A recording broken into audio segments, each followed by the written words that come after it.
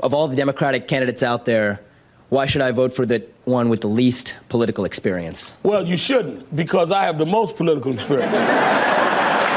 I guess he took my advice. I guess he understood that you don't have to have public office or have held the public office to run for president as long as you've done public service. He may need to ask me for more advice than he did 20 years ago, because he seems a little fluffy. This guy definitely probably burns when he pees. Vivek Ramaswamy Ding Dong. I think I'm pronouncing his name if right. Herpes became human, it would be actually Vivek Ramaswamy. So actually, I think just walking around, he feels that burning. Right. Well, here he is. This is a montage of him going after Elon Musk. Now, everyone's going to enjoy this, but I want to tell you why this is important to what the left wing doesn't do. They don't do what Vivek Ramaswamy and Elon Musk do. But check this out. I think Tesla is increasingly beholden to China. I have no reason to get Elon. Won't jump like a circus monkey when Xi Jinping calls in the hour of need. Elon Musk has, I think, demonstrated his willingness to change his political tunes based on the favors that he gets to be able to do business in China. I think some of his recent comments about Taiwan suggest as much, where he says that Taiwan should become a special administrative region of China, annexed to China. Well, guess what? He got a nice attaboy on the back, a little pat on the back, when his Shanghai factory and regulator in China gave him a nice little tax break within days after him having made that comment about Taiwan. Tesla's popular in a different way here because of the cult around Elon, but actually is effectively beholden to China in a different way. Okay, it goes on and on and on. And we can listen before you say what you're going to say. Yeah. Are all those clips older, or has he said any of that since the Doge thing? Well, they're clearly before the Doge thing, before he paired with him. I figured, but I wanted to make sure. Yeah, right. And that was my argument. As I said on Twitter, I said this is why the right wins. They suddenly develop amnesia when their political interests align, and the left doesn't.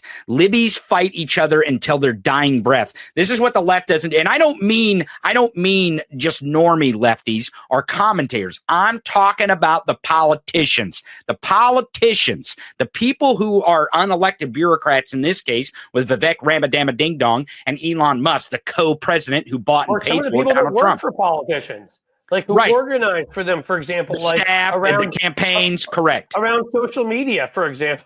Right, exactly.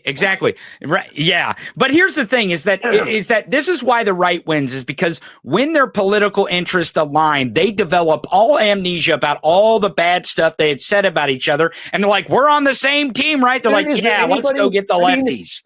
Is there anybody that Trump's nominating again? I've said to people before, the ones who are like, I said bad stuff about Trump, but maybe if I stop doing my broadcast now, I'll be okay. And I'm always like, are you effing nuts? No, of course you're not going to be okay. These guys pay attention. But there's the one loophole, two loopholes. When you can be of use to Donald Trump, and this is related to the other one, which is when you can be of use to him by kissing his ass publicly and completely defenestrating yourself, just destroying yourself as a pathetic little harpy sitting there sort of kissing his ass. Rubio is a classic example. Like, he called him a con man, so he'd be selling watches on the street, which was a pretty good prediction, by the way, about Donald Trump if he hadn't been born into the money he was born into.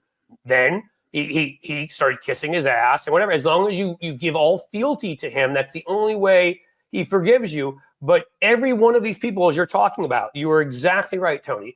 Think about what Trump has said about DeSantis. Think about what Trump has said about Marco Rubio. That's right. Little Marco. And what Marco has said about them, and what DeSantis has said about him. Side. And then now he's Secretary of State. Like, almost every one of these people that were big enough, as in important enough, that he would mention them publicly. He insulted Vivek Ramaswamy a number of times when he thought he was going to be a threat to his presidency or his nomination. I mean, you can find all of that stuff, and now, but now they're useful, and now they're ass kissers. So Trump will bring them in, and you're exactly right. The right, that even Trump, even that guy who hates everybody, they let it go, and they jump in together. And, right, because again, it's their political interest against us, and it's always to own us, and we're always fighting each other.